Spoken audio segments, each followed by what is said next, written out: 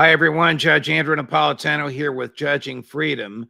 Today is Wednesday, January 15th, 2023. It's about 3:15 in the afternoon here on the East Coast of the United States.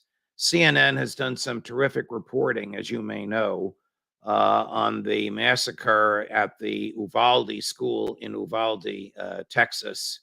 You may recall a crazy guy got in the classroom and started slaughtering people. There were over 300 police surrounding the building before a couple of federal agents decided to go in and take him out. 19 students, two teachers, and the killer himself were killed. The chief of the Uvalde school system, Peter Arredondo, has since resigned, and there's been a lot of speculation and investigation of his role.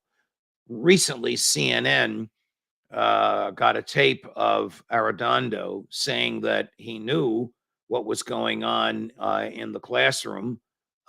He either assumed everybody in there was dead, or he was afraid for his men, or he was afraid that the killer might come out and kill more people. But he never did the right thing, which the feds eventually did after the children were slaughtered, which is break into that classroom and take the killer out.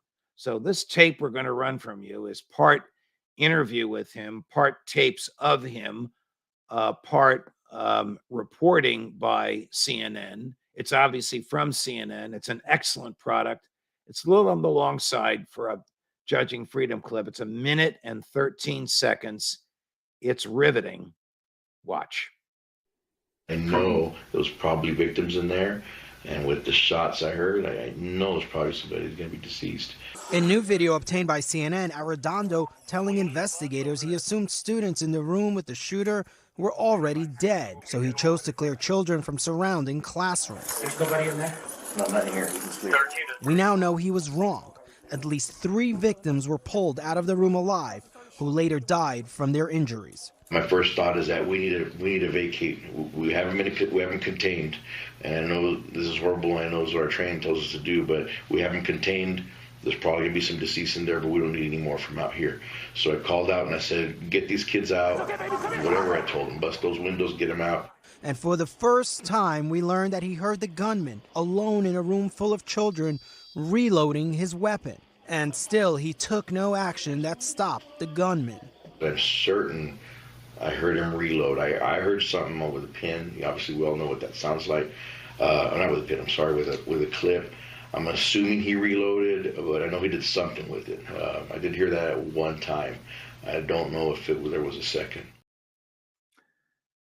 I'm not a cop. I have worked with police for most of my adult life and my career as a lawyer, as a judge, and as a television commentator. But this is the picture of cowardice. This is a person in charge who was just afraid to do his job. I know it's a risky job. It's a chance you take when you become a cop. That's why they train you, and that's why they supply you with equipment. Your first goal is to stop the killing.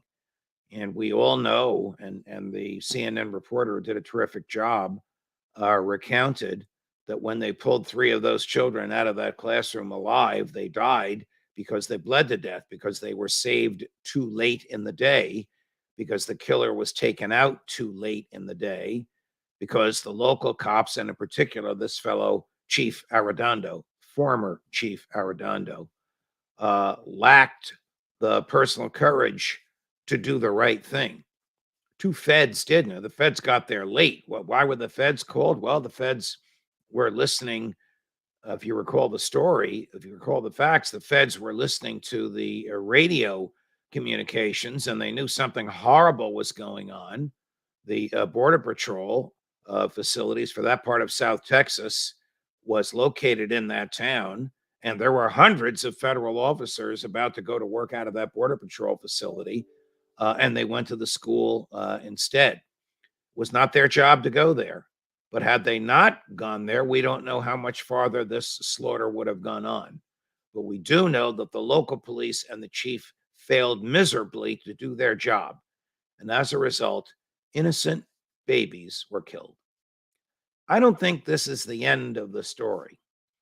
The Texas police failed miserably. Texas police management failed miserably. Too much authority was given to this local school police department. The local school police department was not trained properly by Texas police officials, and personal courage was not found until the feds arrived. Judge Napolitano for Judging Freedom.